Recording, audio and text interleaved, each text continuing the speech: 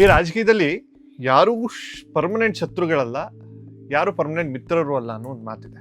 ಆದರೆ ದಶಕಗಳ ಕಾಲ ಪರಸ್ಪರ ಉಗ್ರ ರಾಜಕೀಯ ವಿರೋಧಿಗಳಾಗಿದ್ದ ಎರಡು ಪಕ್ಷದ ನಾಯಕರು ಒಂದೇ ವೇದಿಕೆಯಲ್ಲಿ ಅಷ್ಟು ಆತ್ಮೀಯವಾಗಿ ಕಾಣಿಸ್ಕೊಂಡ್ರೆ ಅದರ ಅರ್ಥವೇನು? ಕೇವಲ ಶಿಷ್ಟಾಚಾರನ ಅಥವಾ ಮುಂದಿನ ದಶಕದ ರಾಜಕೀಯಕ್ಕೆ ಹೊಸ ದಿಕ್ಸೂಚಿಯನ್ನೇನಾದರೂ ಕೊಡ್ತಾ ಇದ್ದಾರೆ?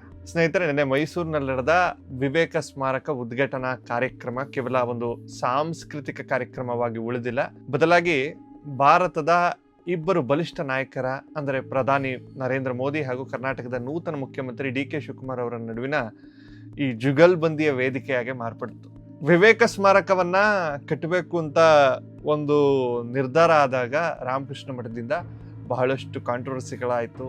ವಿವೇಕಾನಂದರು ಈ ಜಗತ್ತಿಗೆ ಮಾದರಿಯಾದಂತಹ ವ್ಯಕ್ತಿ, ಅಂತಹ ಪುಣ್ಯಾತ್ಮನ ಸ್ಮಾರಕ ಕಟ್ಟೋಕ್ಕೂ ಕಾಂಟ್ರವರ್ಸಿನ ಅಂತ ಬಹಳಷ್ಟು ಜನ ಯೋಚನೆ ಮಾಡ್ತಾ ಇದ್ರು. ನಿನ್ನೆ ಅಂತಹ ಸ್ಮಾರಕವನ್ನ ನರೇಂದ್ರ ಮೋದಿ ಅವರು ಮತ್ತು ಈ ರಾಜ್ಯದ ಮುಖ್ಯಮಂತ್ರಿಯಾದಂತಹ ಕನಕಪುರದ ಬಂಡೆ ಎಂದೇ ಹೆಸರಾಗಿರುವಂತಹ ಡಿ.ಕೆ. ಶಿವಕುಮಾರ್ ಅವರು ನಿಂತು ನಡೆಸಿಕೊಟ್ಟು ಅದನ್ನ ಉದ್ಘಾಟನೆ ಮಾಡಿದ್ರಲ್ಲ, ಅದೊಂದು ರೀತಿಯ ಬಹಳ ಖುಷಿಯಾದಂಥ ವಿಚಾರ. ಅಂಡ್ ಅವರಿಬ್ರು ನಡೆದುಕೊಂಡ ರೀತಿ, ಆಡಿದ ಮಾತು, ವೇದಿಕೆ ಇಳಿಯುವಾಗ ಮೋದಿ ಅವರು ಡಿ.ಕೆ.ಶಿ ಅವರ ಕೈ ಹಿಡಿದು ನಡೆದ ಒಂದು ದೃಶ್ಯ, ಇದು ಇಡೀ ದೇಶದ ರಾಜಕೀಯ ಮೊಗಸಾಲೆಯಲ್ಲಿ ಒಂದು ರೀತಿಯ ಚರ್ಚೆಗಳನ್ನ ಹುಟ್ಟಾಕಿದೆ. ಹಾಗಾದ್ರೆ ಆ 5 ನಿಮಿಷದ ಭಾಷಣ ಮತ್ತು ಆ 10 ಸೆಕೆಂಡ್ ಕೈ ಕುಲುಕುವಿಕೆಯ ಹಿಂದೆ ಇರುವ ಆಳವಾದ ರಾಜಕೀಯ ರಹಸ್ಯವೇನು? ಬನ್ನಿ ಇವತ್ತಿನ ವಿಡಿಯೋದಲ್ಲಿ ಈ ಘಟನೆಯ ರಾಜಕೀಯ ಭೂತ ಕನ್ನಡಿಯನ್ನು ಇಟ್ಟು ವಿಶ್ಲೇಷಣೆ ಮಾಡೋಣ.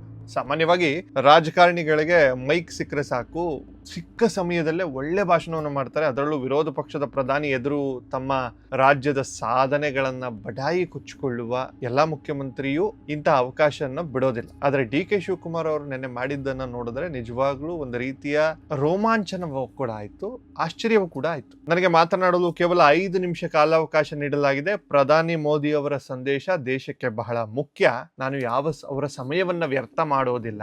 ಈ ಮಾತು ಕೇಳಲು ಬಹಳ ಸರಳವಾಗಿ ಕಾಣಬಹುದು, ಆದ್ರೆ ಇದರ ಹಿಂದಿನ ರಾಜಕೀಯ ಲೆಕ್ಕಾಚಾರವೇ ಬೇರೆ. ಡಿ.ಕೆ.ಶಿ ಇಲ್ಲಿ ತಮ್ಮ ನಿಲುವನ್ನ ತಾವೊಬ್ಬ ರಾಜಕಾರಣಿಯ ಬದಲು ಒಬ್ಬ ಸ್ಟೇಟ್ಸ್ಮನ್ ಆಗಿ ಪ್ರೊಜೆಕ್ಟ್ ಮಾಡಿಕೊಂಡ್ರು. ಮೋದಿ ಅವರ ಸಮಯಕ್ಕೆ ಬೆಲೆ ಕೊಡುವ ಮೂಲಕ ತಾವು ಎದುರಾಳಿಯನ್ನೂ ಕೂಡ ಗೌರವಿಸುವ ಪ್ರಬುದ್ಧ ನಾಯಕ ಎಂಬ ಸಂದೇಶವನ್ನ ರಾಷ್ಟ್ರ ಮಟ್ಟದಲ್ಲಿ ರವಾನೆ ಮಾಡಿದ್ರು. ಅಷ್ಟೇ ಅಲ್ಲ, ದೇಶದ ಅಭಿವೃದ್ಧಿ ಆಗಬೇಕಾದ್ರೆ ಕರ್ನಾಟಕದ ಅಭಿವೃದ್ಧಿ ಆಗಬೇಕು ಅಂತ ಹೇಳುವ ಮೂಲಕ ಕೇಂದ್ರ ಸರ್ಕಾರದ ಮೇಲೆ ಒಂದು ಮೃದುವಾದ ಅಂಡ್ ಅಷ್ಟೇ ಕರಾರುವಕ್ಕಾದ ಒತ್ತಡವನ್ನ ಕೂಡ ಹೇರಿದ್ರು. ಇದು ಜಗಳವಾಡಿ ಅನುದಾನ ತರುವ ಹಳೆಯ ಶೈಲಿಯಲ್ಲ, ಬದಲಾಗಿ ನಾವು ನಿಮ್ಮ ಜೊತೆಗಿದ್ದೇವೆ, ನೀವು ನಮ್ಮ ಜೊತೆಗಿರಿ ಅನ್ನುವ ಒಂದು ಹೊಸ ಡಿಪ್ಲೊಮೆಸಿಯನ್ನ ಡಿ.ಕೆ. ಶಿವಕುಮಾರ್ ಅವರು ನಿನ್ನೆ ಮಾಡಿದ್ರು ಅಂತ ಹೇಳ್ಬೋದು. ಇನ್ನ ಈ ರಾಜ್ಯ ಬಿಜೆಪಿ ಅವರು ಕೂಡ ಶಾಕ್ ಆಗೋದ್ರು. ಮುಂದುವರೆದಂತೆ ಡಿ.ಕೆ. ಶಿವಕುಮಾರ್ ಅವರೊಂದು ಅಚ್ಚರಿಯ ಅಸ್ತ್ರವನ್ನು ಪ್ರಯೋಗಿಸಿದ್ರು. ಅದುವೇ ಅಟಲ್ ಬಿಹಾರಿ ವಾಜಪೇಯಿ ಅವರ ಪ್ರಸ್ತಾಪ. ವಾಜಪೇಯಿ ಅವರು ಒಮ್ಮೆ ಬೆಂಗಳೂರಿಗೆ ಬಂದಿದ್ದಾಗ ಆಡಿದ ಮಾತುಗಳನ್ನ ಡಿ.ಕೆ.ಶಿ ನೆನಪಿಸ್ಕೊಂಡ್ರು. ಇದು ಕೇವಲ ಹಳೆಯ ನೆನಪಲ್ಲ, ಇದರ ಹಿಂದಿನ ಹೊಸ ಸ್ಟ್ರಾಟಜಿ ಅರ್ಥ ಮಾಡ್ಕೊಳ್ಳಿ. ವೇದಿಕೆ ಮೇಲಿದ್ದದ್ದು ಮೋದಿ, ಕೆಳಗೆ ಕೂತಿದ್ದವರು ರಾಜ್ಯ ಬಿಜೆಪಿ ನಾಯಕರು. ಡಿ.ಕೆ.ಶಿ ಅವರು ನೇರವಾಗಿ ಮೋದಿಯ ಎದುರೇ ಬಿಜೆಪಿಯ ಅಜಾತ ಶತ್ರು ನಾಯಕ ವಾಜಪೇಯಿ ಅವರನ್ನ ಕೊಂಡಾಡಿದ್ರು. ಇದರ ಹಿಂದಿನ ಅರ್ಥ ಆದ್ರೂ ಯೋಚನೆ ಮಾಡಿ. ಡಿ.ಕೆ.ಶಿ ಅವರು ರಾಜ್ಯ ಬಿಜೆಪಿ ನಾಯಕರನ್ನ ಸಂಪೂರ್ಣವಾಗಿ ಬೈಪಾಸ್ ಮಾಡಿ ನೇರವಾಗಿ ಹೈಕಮಾಂಡ್ ಮಟ್ಟದಲ್ಲಿ ತಮ್ಮ ನಿರೂಪಣೆಯನ್ನ ಸೆಟ್ ಮಾಡಿದ್ರು, ನರೇಟಿವ್ ಸೆಟ್ ಮಾಡಿದ್ರು. ನೋಡಿ, ನಾವು ನಿಮ್ಮ ಮೂಲ ಸಿದ್ಧಾಂತದ ನಾಯಕರನ್ನ ಗೌರವಿಸ್ತೇವೆ, ಆದರೆ ರಾಜ್ಯದ ನಿಮ್ಮ ನಾಯಕರು ನಮ್ಮನ್ನ ಟೀಕಿಸ್ತಾರೆ ಎಂಬ ಪರೋಕ್ಷ ಸಂದೇಶವೂ ಕೂಡ ಇದರಲ್ಲಿ ನಾಜೂಕಾಗಿ ರವಾನಿಸಿದ್ರು. ಇನ್ನೊಂದು ವಿಚಾರ, ಸಿದ್ದರಾಮಯ್ಯನವರು ಎಡಪಂಥೀಯರನ್ನ ಯಾವಾಗಲೂ ಅಪ್ಕೊಂಡು ತಿರುಗ್ತಾ ಇದ್ದಂತಹ ಸಿದ್ದರಾಮಯ್ಯನವರಿಗೆ ಒಂದು ರೀತಿಯಲ್ಲಿ ಡಿ.ಕೆ. ಶಿವಕುಮಾರ್ ಒಳ್ಳೆ ಕೌಂಟರ್ನ ಕೊಟ್ಟಿರಬಹುದು. ಈ ಮೂಲಕ ಒಂದು ಕಾಂಗ್ರೆಸ್ ನಾಯಕರಿಗೆ, ಈ ಎಡಪಂಥೀಯ ನರಿಗಳಿಗೆ ರಾಜ್ಯ ಬಿಜೆಪಿಯ ಬಾಯಿಗೆ ಬೀಗ ಹಾಕುವ ಕೆಲಸವನ್ನ ಡಿ.ಕೆ.ಶಿ ಅವರು ಒಂದೇ ಇಟ್ಟಿಗೆ ಮಾಡಿದ್ರು.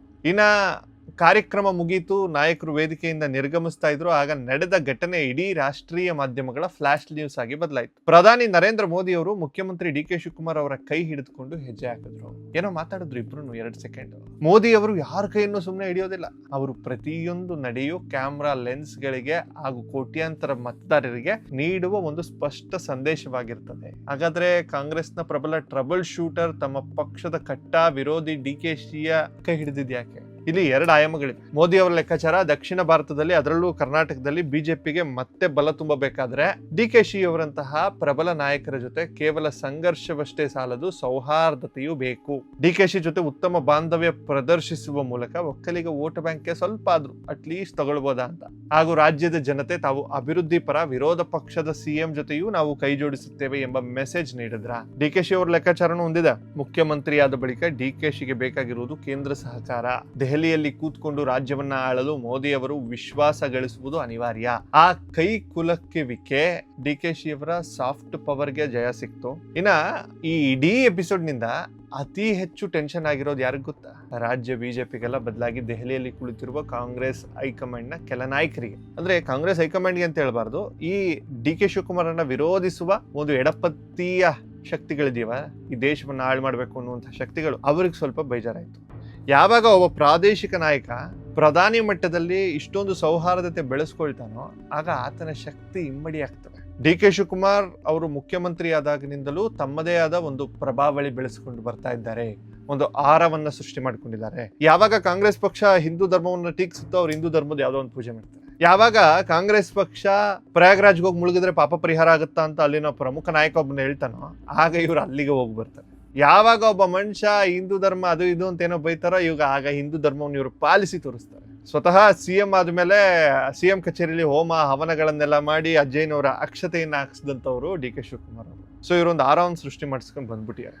ಮೈಸೂರಿನ ಈ ಜುಗಲ್ಬಂದಿ ಡಿ.ಕೆ.ಶಿ ಅವರು ಕೇವಲ ರಾಜ್ಯ ನಾಯಕರಾಗಿ ಉಳಿದಿಲ್ಲ, ಅವರು ರಾಷ್ಟ್ರ ಮಟ್ಟದಲ್ಲಿ ಡೀಲ್ ಮಾಡಬಲ್ಲ ಮತ್ತು ಎಲ್ಲರನ್ನ ನಿಭಾಯಿಸಬಲ್ಲ ಶಕ್ತಿ ಎಂಬುದನ್ನ ಮತ್ತೆ ಮತ್ತೆ ಸಾಬೀತುಪಡಿಸ್ಕೊಳ್ತಾನೆ ಇದ್ದಾರೆ. ಒಂದು ವೇಳೆ ಭವಿಷ್ಯದಲ್ಲಿ ಕಾಂಗ್ರೆಸ್ ಒಳಗೆ ಡಿ.ಕೆ.ಶಿಗೆ ಯಾವ್ದಾದ್ರು ಅಡ್ಡಿ ಎದುರಾದ್ರೆ ನನ್ನನ್ನ ಎದುರಾಕಂಡ್ರೆ ನನ್ನ ದಾರಿ ನನಗೆ ಗೊತ್ತಿದೆ ಎಂಬ ಸೈಲೆಂಟ್ ವಾರ್ನಿಂಗ್ ಕೂಡ ಈ ದೃಶ್ಯಗಳ ಹಿಂದಿವೆ ಎಂದು ದೆಹಲಿ ಮಟ್ಟದಲ್ಲಿ ವಿಶ್ಲೇಷಕರು ವಿಶ್ಲೇಷಣೆ ಮಾಡ್ತಾ ಇದ್ದಾರೆ. ನೋಡಿ, ಅಭಿವೃದ್ಧಿಯ ರಾಜಕಾರಣ ಡಿ.ಕೆ.ಶಿ ತಮ್ಮ ಭಾಷಣದಲ್ಲಿ ಬಳಸಿದ ಒಂದು ಪದ ನೋಡಿ, ಭಾರತವು ಕರ್ನಾಟಕದೊಂದಿಗೆ ಬೆಳೆಯಬೇಕಿದೆ. ಇಡೀ ವಿಶ್ವವೇ ಇಂದು ಕರ್ನಾಟಕದ ಮೂಲಕ ಭಾರತವನ್ನ ನೋಡ್ತಾ ಇದೆ ಎಂಬ ಸಾಲುಗಳನ್ನ ಗಮನಿಸಿ. ಇದು ಬರೀ ಕಾವ್ಯಾತ್ಮಕ ಮಾತಲ್ಲ, ಇದು ಬ್ರ್ಯಾಂಡ್ ಬೆಂಗಳೂರು ಮತ್ತು ಬ್ರ್ಯಾಂಡ್ ಕರ್ನಾಟಕವನ್ನ ಅಂತಾರಾಷ್ಟ್ರೀಯ ಮಟ್ಟದಲ್ಲಿ ಪ್ರಮೋಟ್ ಮಾಡುವ ತಂತ್ರ.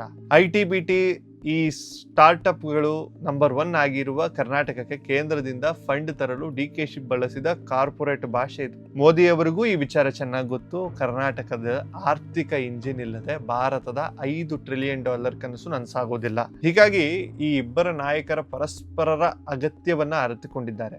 ಹಾಗಾದ್ರೆ ಮೈಸೂರಿನ ವಿವೇಕ ಸ್ಮಾರಕದ ವೇದಿಕೆಯಲ್ಲಿ ಅಂತಿಮವಾಗಿ ಗೆದ್ದವ್ರು ಯಾರು? ಮೋದಿ ಅವರ ಅಥವಾ ಡಿ.ಕೆ.ಶಿ ಅವರ? ನಿಜ ಹೇಳ್ಬೇಕಂದ್ರೆ ಇಲ್ಲಿ ಗೆದ್ದಿರೋದು ಪ್ರಬುದ್ಧ ರಾಜಕಾರಣ.